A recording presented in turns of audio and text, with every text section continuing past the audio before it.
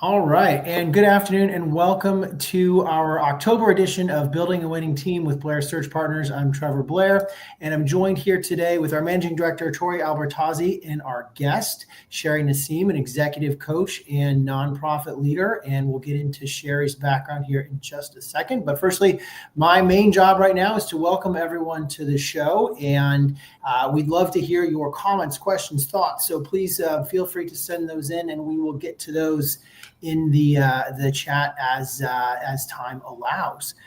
So with that, today's topic is one that I think touches everyone, whether you are an executive, an aspiring executive, or even earlier in your career at the individual contributor level. And that is, of course, the imposter syndrome, which is a big, broad topic. And I think we're going to be touching on leadership and those dynamics from a lot of different vantage points. But first, let me welcome Sheri Nasim, who is an executive coach and has been doing this work for a very, very long time. Sheri, maybe before we get started, could you share with us a little bit about your background, what brought you to the work? One of the things I really enjoyed when we met earlier this year was learning about your diverse corporate background and how you have brought that to your work with executives across a whole range of organizations. And it seems to me that these principles that we're going to be talking about, the things that you work with your clients on, hold true regardless of the sector that they may be working in, whether it's nonprofit, corporate, public sector, you name it. So with that, welcome. And again, please tell us what brings you to this work. Well, thank you. Thank you again so much. Hi, Trevor and Tori. So nice. It's just wonderful. I can't believe today's already here. When we first teed this up, my extroverted self said, yes, let's do it. And today my introverted self's like, oh my God, I have to. But don't worry, I get myself into these like constantly. So I'm all good. But yeah, we, as you and I were chatting over lunch a while ago, Trevor, I talked about how I really kind of cut my teeth, if you will, in the legal field. I grew up in Texas and just started with a very simple legal career and stayed with that, legal, paralegal, the legal assistant, all the way, just kept working my way up that corporate ladder, if you will, making a little more money, driving a little bit nicer car, wearing a little more clothes. And I thought that was it. And then one year I was working for a law firm in Carmel Valley, which, if you know, San Diego County, I was living in Oceanside, working in Carmel Valley, about 20 miles south of my home. So I was in rush hour traffic every morning. And one of our clients was ExxonMobil, I'll just say it. Mm-hmm. We loved working with ExxonMobil. Terrific client, wonderful organization. But I heard on the radio that morning that they had just recorded a Q1 profit of $7.86 billion with a B, I think, that quarter. And my first response was, oh my God, that's our client, to my fellow, people who I was driving on the road with. And then my immediately after that was followed by, oh my God, that's our client. Our client just recorded a 90 days worth of profit of almost $8 billion of profit. And I have absolutely nothing against people making a profit. Again, they can do wonderful things with money, but there was something about that number that just hit me. And I thought, what am I doing? Why am I going anywhere? Am I making an impact? And I think it was that word impact that just kind of like stopped. Like, I don't think I'm making an impact. And so that night I went home and I wrote down in my Franklin planner, which I still have because I'm from the Gutenberg generation. I wrote, what do I want out of a job? What if I just am completely agnostic about the role and about the the field and even the industry? What do I want out of work that maybe I'm not getting right now? And I wrote down 4 things. I wanted to work closer to home because I knew that if I tried, I could find a good job in North San Diego County and not be a part of that rush hour traffic. I wanted to report directly to the CEO because I knew that I had the skills and abilities to help a CEO turn her or his vision into reality, but I didn't want to be the CEO yet. I wanted to make as much or more money than I currently made because I didn't think that my family should have to sacrifice for whatever this like major career shift might be. And I wanted to make an impact. And I had no idea what that meant. Was I going to work for a nonprofit? What was going to happen? I didn't know. But I just put that out there. I put my resume out there and I just let it fly. And shortly after that, I got a call from a recruiter from a communications manufacturing company 4 miles from my home in Oceanside. The position reported directly to the CEO, and they knew how much my salary, requirements were. So I thought, I have to go in for this interview. And so I'm sitting in the reception area on the morning of the interview, and I had never been in a manufacturing reception area before. All of my reception areas had been law firm reception areas. I'm seeing lots of marble and wood paneling. Yeah, just beautiful lighting and those, Martindale Hubble books, those leather-bound volumes on the shelves. Yes, quite different from the linoleum floors and the bright lights and the people walking by with their name on their lab coats. And I thought, I'm not supposed to be here. What am I doing?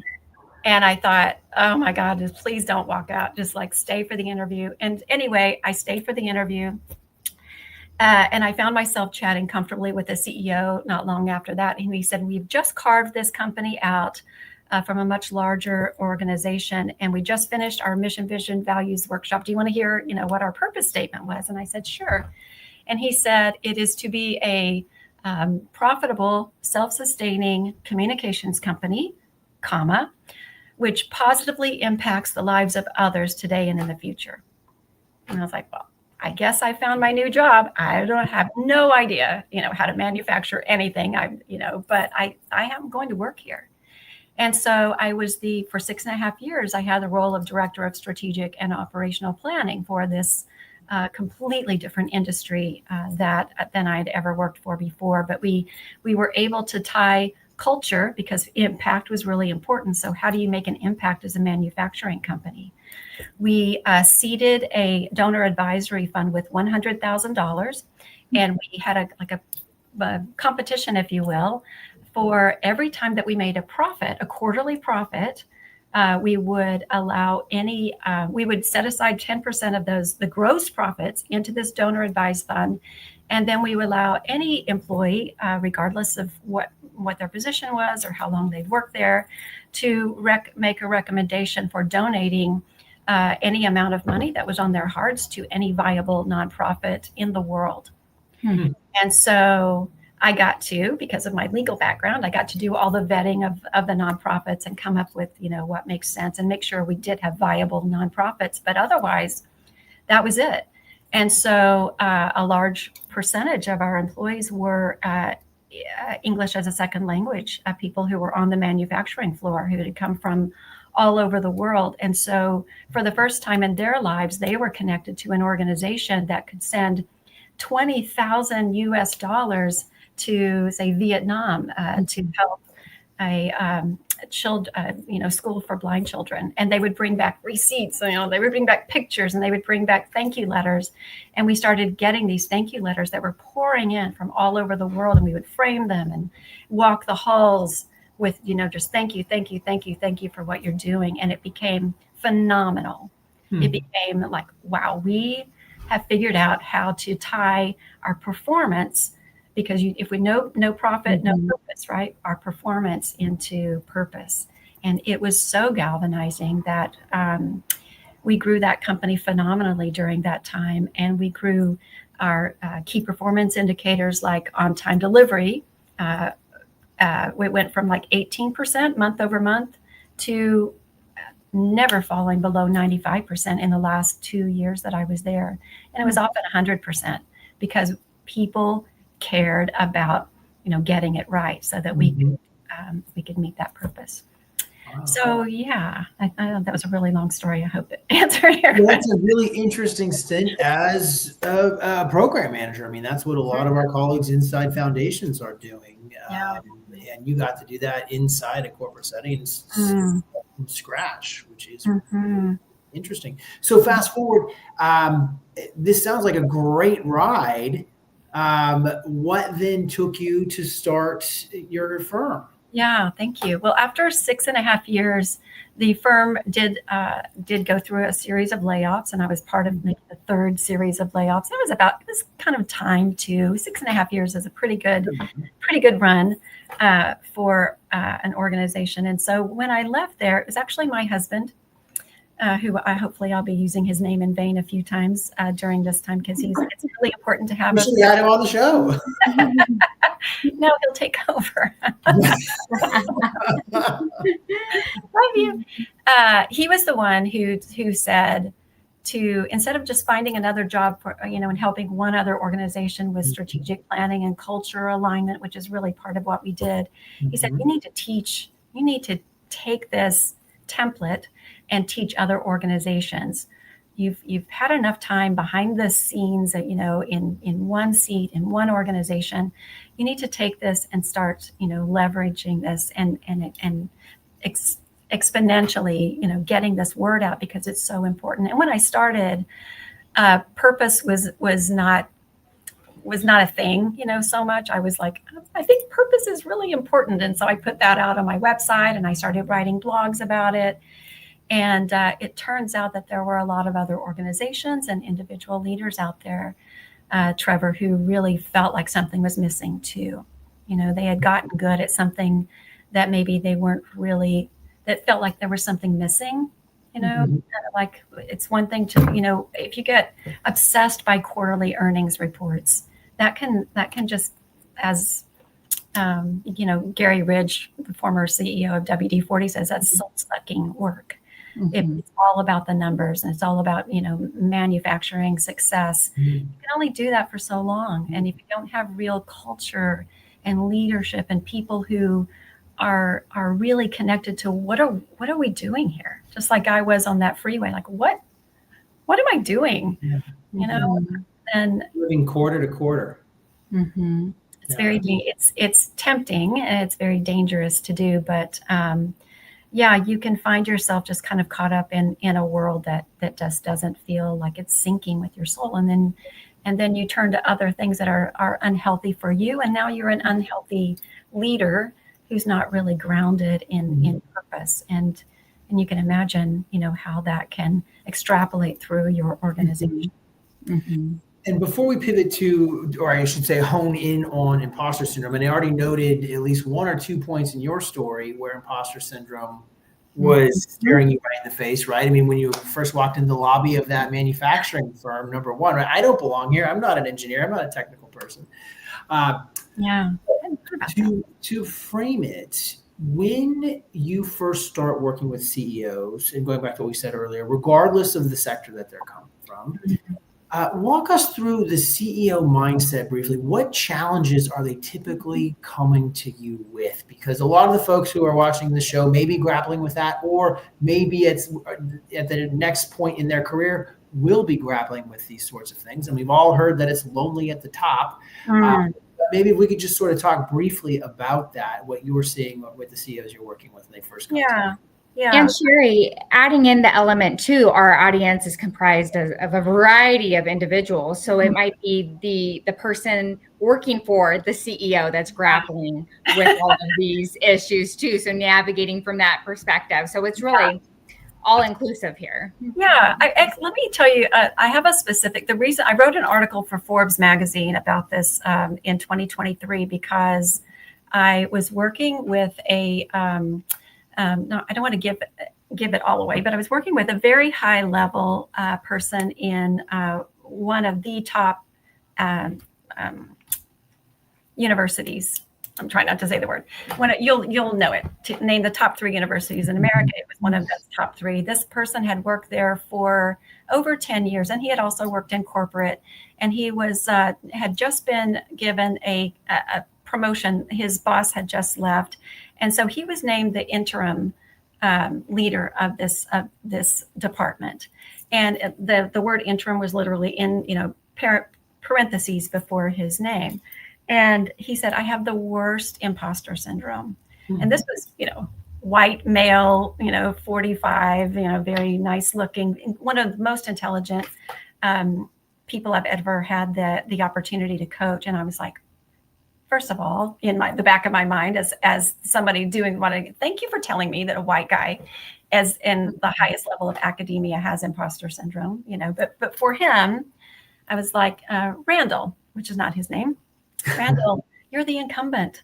Randall, that they have to search for this position, that they have to put out, a search, and they have to show that they made a good faith effort to fill this position. But you're in the seat. You've got the people, the politics, you've been there for 10 years. You're the top candidate, right? And so, but if you're the first person to tell yourself no, that just because you've never been here before, then you probably can't get there. I'm like, what are you doing? Why are you doing that? And he goes, I don't know. It's just this interim thing in my title that's making me just doubt myself. Mm. And so I think people like Randall and people like, the three of us and so many people that I know, and I'm also right now thinking about millennials that I've been mentoring in the last, say, 10 years, who started in their early 30s and now they're in their late 30s. And when they come to me with all of these, problems that they're dealing with and whatever it is, I said, oh, you don't have to have those problems. You could just keep your head down. You just keep your head down and play it safe and be really good at your one job. And you don't have to have these problems. But if you want to be a leader, if you want to push yourself into higher and higher, venues and higher strategies, you're going to find yourself in a place you've never been. And you should be a little nervous about that. You should be aware that I've never done this before. And I may need some help, getting here, but I'm the one who pushed myself to get to this level. And so there should be a certain amount of self-doubt, but self-doubt doesn't have to be a state. It should be a trait, right? Mm-hmm. Self-doubt is a really good trait to have, and it can actually be a superpower. Mm-hmm. So I've worked with CEOs who were named CEO at age 32, and they called me at age 33, and they said, I've just, I have nothing left in my toolkit. I don't know what else to do from here. Help me. And I've worked with CEOs who have been, and senior executive leaders who have been doing this very comfortably for decades. Mm-hmm. And any leader of any organization, regardless of industry, regardless of whether you are an emerging leader or a seasoned executive, if you're not still learning and recognizing that you don't have it all figured out, then I would be more worried about people like that who have expertitis. And I have had people who have been whistled. I've heard of that before. Yeah, that's sabotage you, right? I mean, hubris and overconfidence, and I think going back to defining imposter syndrome, mm-hmm. My impression, Sheri, is that it can actually be a good thing. I mean, it's uncomfortable when it happens, right? Because you think, why am I here? I shouldn't be in this room. Or do I have the skills and capabilities to do what is going to be asked of me in this new role? I guess that's sort of how I would define it in my mind. I'd love to hear your definition. But I've always thought that imposter syndrome, when you get that feeling, you got to spin it into a positive, because it means you really care. Right? That you're not having expertitis where you are feeling this hubris and whatnot, that it shows you really care about the outcome, that you are approaching it with some humility versus, oh, I got this. But I think folks forget that part, because the feeling at first is kind of yucky, right? It's the butterflies, it's the, oh my God, it's the sweaty palms, all those things. How do you define imposter syndrome? And how do you help your clients spin it into a positive? Yeah. Well, let me just, I love teaching a little bit. So if you don't mind, I just contextually want to, maybe people would remember when Amy Cuddy, who was at Harvard for a number of years, came out with this book in 2015 called Presence. And she's basically the high priestess of self-confidence for self-doubters. I mean, she taught us how she told her own story about being a young person at Harvard and thinking, oh my God, I'm not, everyone is so much smarter than me. And, somebody's going to tap me on the shoulder at any point and say, I'm sorry, we thought you were a different Amy Cuddy, or we thought you should be here, but can you just pack up the box and we'll just pretend it never happened? And that never came. And when she had young female students come to her that she knew, these were brilliant young scholars that she was working with, and coming to her in absolute tears saying, I don't belong here. I don't think I can do this work. I shouldn't, I don't have enough skills, experience, money, whatever. I can't do this. And so she kind of reminded people about this idea of imposter syndrome, but it actually stemmed from a 1978 study from two people in Georgia State University who dubbed it imposter phenomenon, not imposter syndrome. So it was just, hey, this is very interesting. These are very well-educated women who were coming into the workforce in the late 1970s, who felt like they were making up excuses for why they were, I see Tori nodding, making up excuses for why I got this position, the professor knows me and that's why, I got good grades, or, oh, my father knows the owner and that's why I got they were always downplaying the reason that they were there. And so it was a phenomenon at the time. And at some point it morphed into a syndrome, because Americans love to, we love to have maladies and everything needs to be, medical textbook documented. But if you think about, the way I like to think about it is, if you think about a continuum of being, and this is just you, and on one side there is the imposter syndrome, where I am an imposter, to, the classic corollary is self-doubt, which can lead to my idea is terrible and therefore I am terrible. That's the worst, possible malady. And there are people who actually are in that, and they do need help. But for most of us, it's not a malady. It doesn't have to be. It can be a phenomenon. I want to take back, imposter phenomenon. Yay, I'm here. And so if you think about, internalized pathology over all the way to expertitis, you don't want to be that person. I'd rather you be a little bit over here, like having more self-doubt than, I'm good at one thing, so I'm good at everything, and I have nothing left to learn. That hubris, as you mentioned. There's I want to go back to a time when my husband also, this is the only second time and only last time I'll talk about him. And I was going up for the CEO literally said, congratulations, you've just gotten your MBA. I want you to write your own job description. I was like, okay, never done this before. This is new. And so I went home and told my husband, and, he said the dumbest thing. He said, make it 25% of what you're already really good at, that you can crush day in and day out, and 75% of an area that you need to grow. And I said, well, that is just the dumbest thing I have ever heard in my life. I will not be taking that advice. Thank you very much. That was stressful. But I did, Trevor. I did. Challenging you. I went, you know what? I don't want to be the subject matter expert of this. I want to be the director. I want a department. I want a budget. Okay. And so I said, this is what I want. I gave it to the CEO, and he's like, okay, I see you. And he said, let me just put this in my desk. Let me think about it. We'll, come back next week. And when I came back the week later, he had expanded the role even beyond what I had seen. Be careful what you wish for. And so I was like, thank you. Thank you very much. That's awesome. And then it took me about a year to even figure out what the heck I was doing, but I did it. And and this is a good lesson for a CEO.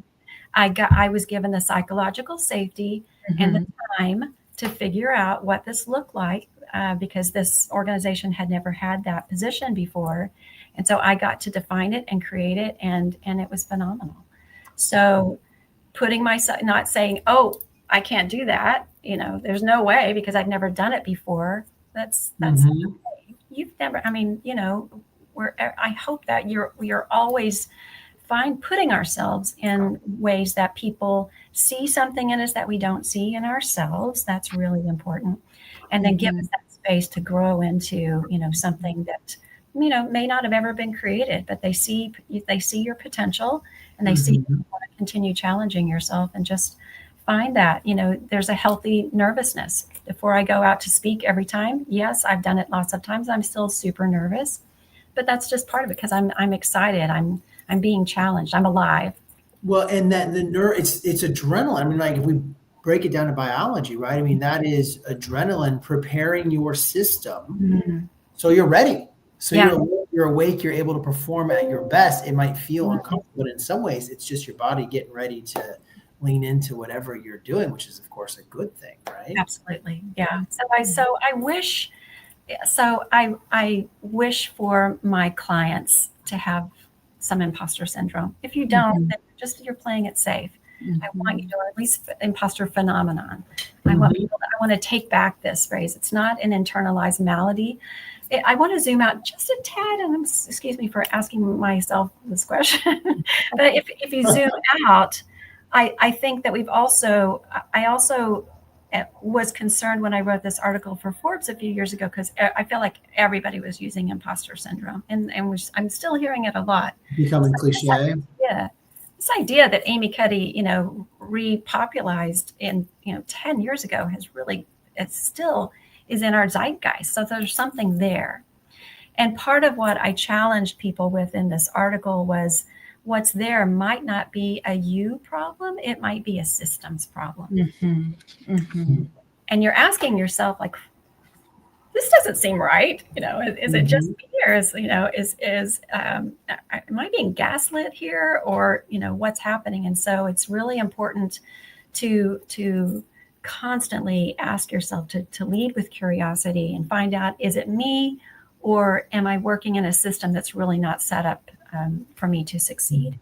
I think that's really important. I think organizations have kind of allowed employees to swim in this, pool of self-doubt, so that they don't have to hold the mirror up to themselves. And that's part of my job too, is working with the leaders of the big organizations and saying, hey, your problems are coming, the calls coming from the inside. I'm glad you highlighted that. Sorry, Trevor. When I was reading your article, Sheri, I underlined over and over the closing section. And it was exactly that. If you feel forced to leave part of your identity at home so that you can better fit in at work, that's not imposter syndrome. That's systemic bias, you wrote. Yeah. If you can't imagine yourself on the senior leadership team because no one on that team looks like you, that's not a you thing, that's a them thing. And placing the focus of imposter syndrome on individuals enables leadership to conveniently ignore low emotional intelligence, gaslighting, and unconscious bias. Trust your gut, stay clear-eyed, and recognize that unhealthy institutional patterns won't be fixed by internalizing the pathology. That was so powerful. And one of the reasons I said, Trevor, we need to get Sheri on and we need to talk imposter syndrome. It's real. And it's real, as you said, for all genders, all levels of leadership. You talk about the three specific traits. You focused here on curiosity and a desire to learn. And you used your own example there. But really, the self-awareness and the humility is so important when it comes to this topic. But it's also then having the emotional intelligence of saying, hey, wait, do I belong? Do I not?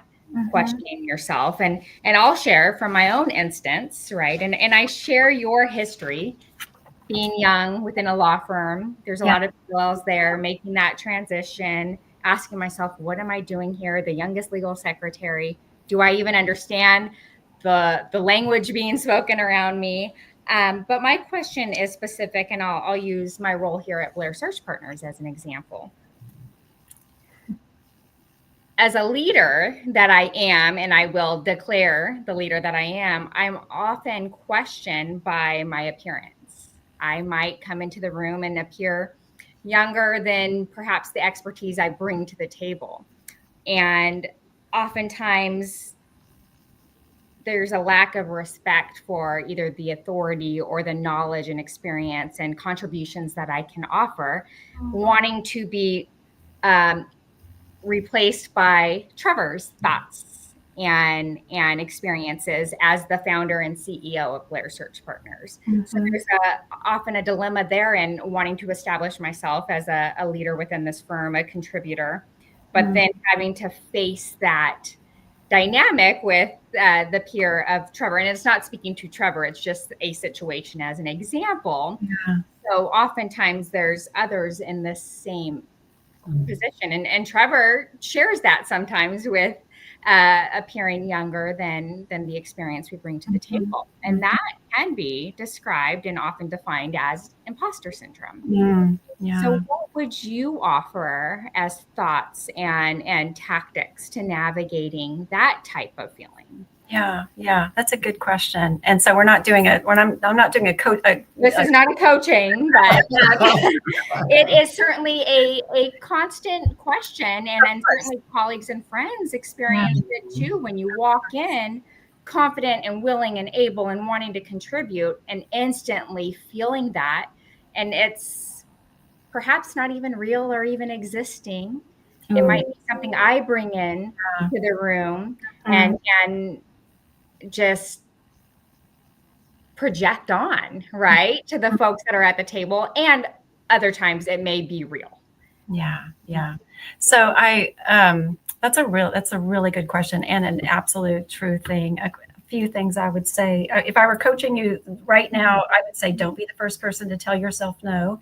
Every one of my coaching clients will lead with, I'm too old, I'm too this, I'm not enough that. They all, and it's almost all physical, which is really interesting. But that's not what I think, that's not what I see. I'm not seeing what you're feeling. And so don't be the first person to tell yourself no. But secondly, if you think about that curiosity, what you talked about, be curious about it. Don't, if somebody says no, if you feel like you're going to get a no, don't say, oh, it's no. Okay. I'm just gonna move on. You're going to get a lot of that, during your career. So if you think about using curiosity, remember that you're in the relationship business, and most of us are, unless you're actually manufacturing widgets. You're in a relationship business, and Trevor built the Blair Search Partners on relationship, on integrity, and there are certainly some people who have imprinted on Trevor, and so and also just think about, again, if you put your curiosity hat on, think this is not a Tory thing. What is this? What's happening right now? If you look at it from the 30,000 foot view, you can realize that maybe we're living in a world that is becoming more and more fractured and disconnected by the day, and that connections have real value, like dependable connections. I can call up Trevor. I know him. I know his reputation. I know he's going to take good care of me. And he's a cool guy, and so people are imprinted, on Trevor, and he has done a terrific job. And so now he's growing, he's scaling. Okay, how do I transfer some of this, relationship equity? And so that's part of what you need to do, is think less on, I'm not accusing you of this, but think maybe less transactionally and more about building connections. I'd be more than happy, let's say, hi, my name's Tori. I'm here to conduct this whatever with you. I'm like, where's Trevor? Bring me Trevor. Really, you don't want him in the room. No, and that's great. And I'm going to share here a comment that just came in on LinkedIn, and it's real. My example was from my perspective, and we certainly hear, as we're meeting with candidates daily, age is a thing, and it happens to the quote unquote seasoned in the room as well. Yes. And that is absolutely a real case, especially as folks are looking for career changes. Yes. And it's time for career number 2. I want that passion. I want that commitment, but I have all of this experience. That's right. Age, so definitely recognizing that too. I just had lunch with an amazing woman who just came to us from Silicon Valley, who used to help all these wonderful startups. And but she's my age. And she goes, oh, ageism is a real thing. And everybody's telling me no, because I'm like, look how badass you are. Like, look at all the experience that you bring. Are you kidding? We would die to have somebody with all that Silicon Valley experience here. We're a star hub for AI. You could be helping so many organizations. So stop that. Stop telling yourself no first. But we all do that. And we tend to discount, the things that we think others will discount for the first. And Sheri, where is that fine line? This was a question that was bubbling up to me as you and Tori were talking, and staying with the theme of imposter syndrome here. It's healthy to a point. Yeah. And then at some point it becomes unhealthy and the self-doubt creeps in, like you and Tori were just sharing. How does one identify that line between the healthy imposter syndrome and the unhealthy imposter syndrome? And how do you help your clients get back on the right side of that line? Yeah, that's a really good question. And I think that's, again, I'm just, if you don't mind me, beating this dead horse now, but curiosity. Why am I feeling this way? Why are these feelings coming up? Am I feeling a physical, is my spidey sense telling me that something's actually wrong here, that I don't fit in? I shouldn't be trying to, go for this because they're not a good fit for me. And I'm just trying to make myself a good fit. So, but always tap back into curiosity. If something is coming up for you, then I want to explore that with my clients. One of the last coaching clients who came to me saying, I'm experiencing this, people are not taking my ideas seriously. And this other person's always trying to undermine me. And I want to work on those two things. And so I said, okay, let's work on those two things. So tell me the last time that this happened. And he said, I guess it's been about a year. I go, okay. So, but, in his head, he's still replaying, this is how people see me and how I am. And so your perception is not necessarily reality. And that's harder and harder for seasoned executives to remember, but your perception is only your perception.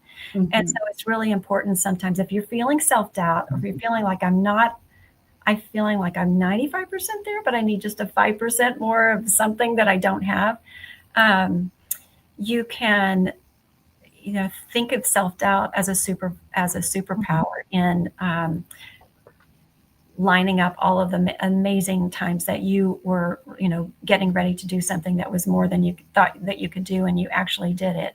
Talk to colleagues, friends, family who have known you for a long time. Even a few years ago, I was saying something self-doubt wise to my mother, who's approaching 90. And she was so mommed out about that she called me the next day and said, I remember when you took that test to get your AA degree and you passed it 100%. No one's ever done that. So you kind of need a little A team, in your back pocket sometimes too, and just say, do you think that I can do this? Do you think that there's something that I'm missing? So, you don't want to have expertitis, but most of us are not going to fall into that actual malady, thinking that I'm a terrible person because my ideas were terrible. You're not going to fall into that, into that malady. But hopefully you're constantly putting yourself, into situations that are challenging. Certainly the world is putting you through situations on a daily basis that are challenging. So how do you stay grounded? And how do you put yourself in a place where you're constantly challenged? Because if you're not challenged in your work, I submit that you shouldn't be there anymore. You should constantly be growing, challenging, expanding, scaling, And then one day you'll wake up, Tori, and you're not the youngest person in the room anymore. And you're like, how did I get here? What happened? Suddenly you want that identity back, right? You talk about accountability and responsibility a lot. And that, I think, it really aligns with what you just said. It's really the responsibility of acknowledging, owning what you're feeling, how it's impacting your work. The accountability, though, if we could zero in more on that, the accountability to who and by who? Oh, well, to yourself. If you're not accountable to yourself, if you have secrets, if you have anxieties, it's going to come out. Like everybody knows already that you have certain anxieties in certain places. And so Trevor and I met a few months ago when Stedman Graham was interviewed he had written this book several years ago called, I just have it here, Identity Leadership. This is not a plug for Stedman, but what I loved about his writing is that he talked about how it took him, he's in his 70s now, I believe, right, Trevor? Mhm. He said that it took him a really long time to stop leading with his vulnerability or letting his vulnerability take over. He thought he had these secrets. He had two brothers who were on the autism spectrum, I think, when he was growing up, and he was beaten up quite a bit, as a child for that. He never felt good enough, and nothing ever good came out of the town that he was in, some famous person once said. And so his whole life was trying to, get past what he felt like as an 8, 9, 10-year-old boy growing up. And one of I was just looking back over his book, Identity Leadership, and he has a quote in here from Warren Bennis that says, "The point is not to become a leader. The point is to become yourself." So the accountability is to yourself. The responsibility is to yourself, and all those other voices and all those other, people who are trying to weigh and measure you, that they don't matter. All that falls away if you are learning how to become more of yourself. And a big part of that is the vulnerability. Like, I'm not a 6 foot, 2, white guy. And so that's our idea of what a leader is in America, but that's changing significantly. So stop all of that kind of talk about what's wrong with me, and become the very best you that you can possibly be, and you're going to be so much more powerful. Yeah. Well, and I think that when we, talk about accountability to yourself, who's the first person we usually shortchange or lie to? It's ourselves. Yeah. Right? Because it's easy, because we don't have to disappoint someone externally to us, right? Yeah. And yet, to your point, Sheri, it should be the opposite. Tori and I were I'm going to stick on the basketball theme here, which Tori's like, this is hilarious. Trevor's making sports comments, but whole background reminded me of this. We were at a conference in Phoenix a couple months ago, and the opening speaker, who happened to be a basketball coach, was recounting a story of a very famous, I can't remember his name, you might know, Tori, a very famous player that he was coaching. And the guy there was some delay in travel and whatnot. And so they finally got to the venue at like 1 a.m. And this guy was going to go to bed, and he said, "Okay, well, I'll see you in the morning. We'll start our session." And this guy said, "No, we start now." He says, 1 a.m. And he said, "I made a promise to myself that I would start working on my game today." And here's the best part, he said, "And when I make a deal with myself, I don't negotiate." And we constantly negotiate with ourselves. Well, maybe if I do this, I can cut back here, or maybe I shouldn't go for that. It's a little too challenging, and I've got a lot going on in my life right now instead, so I probably shouldn't go for that job right now. Things like that, right? Again, it probably all ties back to the imposter syndrome, but we are constantly negotiating with ourselves on promises and commitments we have made to ourselves, and that lack of accountability. So true. I have I'm speaking to an organization called Women in Government in a few weeks, and I'm talking about detoxing from disconnection syndrome. You might want to tune in on that one too, because we have just given all of this space to, Facebook Meta's over here, and, all the big, all our social media platforms are just like, we're constantly doom scrolling, and we're constantly just giving away our capacity to think, giving away our capacity to reflect, and as a leader, you're one of the most important things that you need to do is to be able to assess reality correctly. And if you're walking in, to the job on a daily basis, and you're fractured, just like that fractured relationships and disconnected from, people from the CEO, if you're disconnected from yourself, if you're already walking in as just a fraction of who you should be, again, you're going to be seeing that, rolling through your organization in terms of dysfunction, communication. We didn't, we should have thought a little bit more on this before we fired off that program.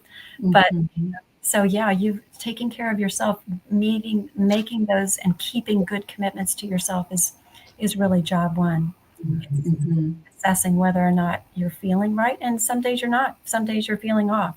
And so some days you need to say, hey, dog died this morning, not feeling 100%, but we're here. Let's focus. We're going to get through this. But, if I forget an important point, Tori, please feel free to jump in, whatever it is that you need to do to let people know that, hey, I'm a human being, I'm vulnerable, and I have the humility to admit that and take care of yourself first and continuously do that. I have some questions more about coaching as a practice. But before we kind of go there, Tori, was there anything else at the organizational level or from a culture standpoint that you wanted to cover? Yeah, I'd say you talk about the spidey sense, Sheri. So feeling it, knowing it, honoring it, just recognizing if the hair on the back of your neck is standing up, there's a reason. Trust it, acknowledge it, navigate it versus just ignoring it. We talk a lot about that. But really, I think, Trevor, before we go to coaching, if we wrap up imposter syndrome in a nice bow here, what can leaders do to, one, acknowledge not only that they may be suffering from it, but that their team might be suffering from it or elements of imposter syndrome? So if you had a few words of wisdom for leaders to not only acknowledge, turn inward, but how do they support the growth and navigate their team that might be suffering? What advice do you have? Yeah. Well, as a leader, I like to say that you're the cultural architect of your organization. It is part of your job. It's not written in your job description. It should be, but it's not. You are the cultural architect. And so again, what you see performance-wise is a reflection of what you see in the mirror, of your organization. That doesn't mean you have to be perfect. It means that, areas that you have sacred cows, for example, or, certain biases or assumptions, or if you assume that your perception is reality, then you're going to have a problem. So value EQ over IQ. Be the first person who says at the end of a meeting, what am I missing? Or tell me back, tell me back what you heard, or tell me what your key takeaways from this are. Make sure that you're not sitting in a throne, on a kingdom and just projecting what will happen. You're spitballing and you're asking, here's what I think we should do. What am I missing? What assumptions, should you be pushing into? You need to role model that first. Role model being human and vulnerable, because everybody knows that you're human. It's just how much you're aware of it that allows us to be psychologically safe to go, Trevor, again, you did the thing, and we promise not to do the thing again. Trevor. Daily. So first, so model it. What you want to see in others is what you need to model for yourself, and that means you have to actually do the work and not just read the book or host the podcast, but actually do the work on. And that could be, you could be using assessments, any kind of a DISC assessment, a Gallup Strengths Finder assessment, Myers-Briggs, whatever those great assessments are out there that reminds you that my perception is my perception, and the strengths that I bring to this organization are important, but they're not all the strengths that this organization needs to be, to run really successfully. So just remember that you don't have it all. You don't want to be king, and that's not what you want to be. You want to be a good leader, and that's showing people that you're constantly, I'm vulnerable, I'm humble. The dog died this morning, so I may not, so I may need to take 5 minutes, but we're going to roll through this together and be human together. I think organizationally, if you think about valuing EQ over IQ, encourage your team to have learning moments. This is something that I borrowed from Gary Ridge. Gary Ridge was big at WD-40 about learning moments, and that means we don't bash people over the head for making a mistake. We encourage them to talk about, what did you try? Oh my gosh, you didn't. Okay, well, that's a really interesting that didn't work. We'll know that, share that with everybody, and we'll learn together. Or you had a breakthrough. Tell everybody we need to learn from you together. So be a learning organization that's focused on continuous improvement constantly, because the grounds that you're working in are shifting constantly. So you need to be able to pivot and don't think that you're an expert in every possible scenario. Strive Together taught me a great motto, and it was, we fail forward. Yes. So often we associate failure with just the negative that it can be, but when you reframe it to failing forward, it's just continuous improvement. It is. But bringing that negative connotation to a positive route. It is. And it's only negative if you're working or leading in a fear-based manner. Yes. Right? If you punish people for making mistakes. So if you punish a child for making a mistake, they're not going to explore, being a pirate, and maybe who knows where that might take them one time. So yeah, it's also, what kind of leadership style, do you have? That's going to influence how other people, think about themselves and whether or not they're willing to speak up and make suggestions on how to make things better. Yeah. I'm laughing because I have a 5-year-old and a 7-year-old who are very much into pirates. In fact, I've got nothing for you. Very much still top of mind for them. Yeah.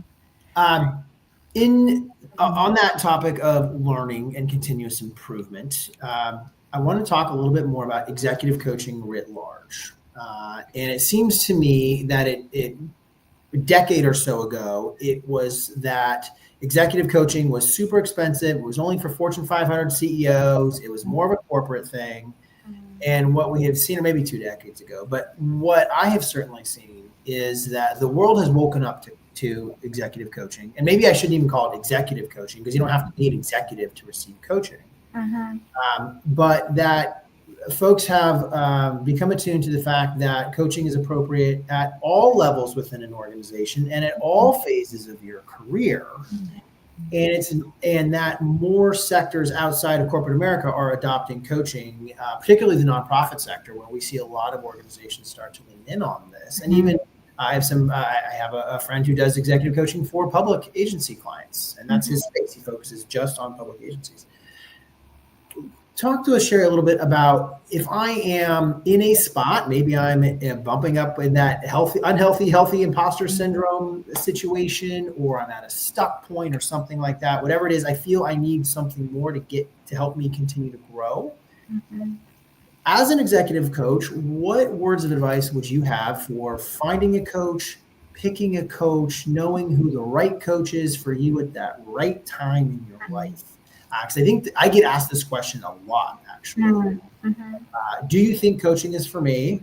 And how do I find a good coach? Yeah, thank you for that question. Ken Blanchard is another leadership guru who is here in San Diego. Don't know if you've heard of him. He's just a wonderful. Oh yeah, we'll bet. The guy's a legend. Probably, bless his heart, he's probably 90 years old right now. But I studied under Ken. And, part of what he talked about in coaching is, can you imagine an elite athlete with no feedback on how they're doing? Like no feedback. You're just like, hey, you're at the top of your game. You need, you're good. You just keep doing what you're doing. All right. Get out there and do it. No, they have coaches. They have multiple coaches. Oh, the very best, the most elite. I can't name one single athlete, because I would be about as comfortable at a Trevor. Sports ball. But elite athletes have coaches. And just like today, you talk about, you're not being coached for some malady. You're being coached on, hey, what am I missing? What is it that I can improve on? Or I don't feel like I have this certain area down. And I do ask people when they reach out to me for coaching, I'm asking them, because I have a number of senior executive coaches on my team, because I'm not the right coach for everybody. But I ask them, are you looking for somebody to hold you accountable to something that you already said you're going to do, which is something that leaders sometimes need, because we drift a little bit. Do you want to talk to somebody who has been there and done it, have that behind the desk experience for multiple years and can help you navigate the weird, politics, if you will, of what it means to be a leader, which there are certainly politics. Are you looking for more of a guru? Are you looking for someone like, you got this, girl. What do you need? Do you need a model? Do you need a 360 assessment? Some kind of an assessment, which I have. I work with an organization called True Score 360 that has 360 assessments from literally from the individual contributor level to, I think there's 15 all the way up to the seasoned, global leader. So just like therapy is starting to become, it's no longer, a dirty word or, oh my gosh. Yeah. You don't just go because you're broken. Yeah. I was talking to my therapist the other day. My son is in therapy. I'm like, thank goodness, the next generation is smarter than we were, and they're not stigmatizing. Talk to somebody. What's wrong with wanting to talk to somebody who's been there and done that over and over? I can tell you, yes, you're a little bit broken. I can't help you. Or, oh my gosh, I was just talking to somebody at lunch the other day, and they're having this same problem, and I see this over, and it's not industry specific. It's not gender specific. It's just getting feedback, having somebody else help you, like slowly, like lift the mirror. Do I like what I see? And if not, what specifically do I work on? Yeah. I love it. Yeah. And the right coach at the right moment. Do you believe in working with multiple coaches? And like going back to the athlete, right? They have a strength coach, they have a dietitian, they have a strategy coach. Absolutely. Granted, the average individual is not going to have funding to have a whole cadre of coaches available. Yeah. But if we break it down a little bit more, are a lot of your clients working with multiple coaches in multiple areas, or is it more, this coach is meeting me where I need at this point in my life and career, and then I'll move on to another coach and another coach? What are your thoughts? Well, ideally, utopia for me would be the scenarios that I have been involved in where I am coaching one person on say, the senior leadership team. And there's also overlaying that the senior leadership team, other members are being coached. And we're working with a group trainer too, because at some point you can get a little bit of tunnel vision with speaking to one specific person, and you're only hearing their perspective on something. And of course, you're going to empathize with that one person. And of course, that person, shouldn't have said what they said, and that person should be punished. But when you get more of a 360 holistic view of what's happening, personally, I can be a much more effective coach when people are working, in tandem on themselves together and on themselves as a group. That's absolutely the best. I haven't worked with anybody, I don't think, who has had multiple coaches at the same time. I think it's like going to doctors. You're going to get 3 different diagnoses, in terms of what you should do going forward.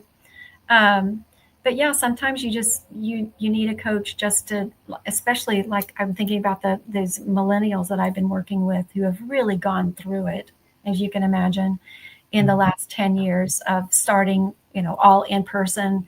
And then I'm just starting to, I'm getting this millennial bashing from the baby boomers, which was happening way too much before the pandemic. And then the pandemic happened.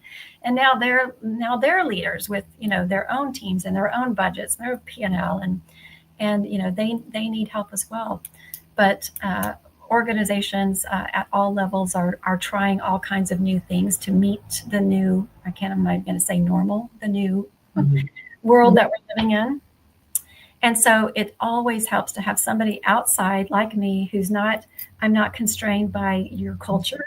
I'm not dependent on you for my paycheck. I can say whatever I want to. I can use humor. I can poke in a little bit, challenge assumptions, and really kind of help you get back to, I may need to go back and write that thing that I did maybe a little bit too quickly, or I assumed that I communicated something that I didn't quite communicate. So it's really helpful always, I think, to get another perspective in terms of what's going on professionally and personally. Yeah. Fantastic. Awesome. Well, I see we are just about at time. Before I close us out, Tori, Sheri, any last minute topics that we didn't touch on that were on today's agenda? I don't think so. I think what you said about your 5 and 7-year-old, if I could leave with anything, I think that curiosity, that why? don't forget to ask yourself why before you move forward with the what and the how. Mm-hmm. And Sheri, you started with asking yourself, am I making an impact? And what I would close with is acknowledging that impact can be huge. It could be a $5 million grant. I'm sure a lot of our fundraisers would love that. Yes. But it can be small. It can be making an impact to really empower your team to honor their voice, honor what they bring to the table. So there's the outputs, there's the numbers, but then there's the stuff that, what is your legacy? What do you want to leave behind? That type of impact too to consider when you are looking at who you are as a leader. Beautiful, beautiful wrap up. Love that. Okay.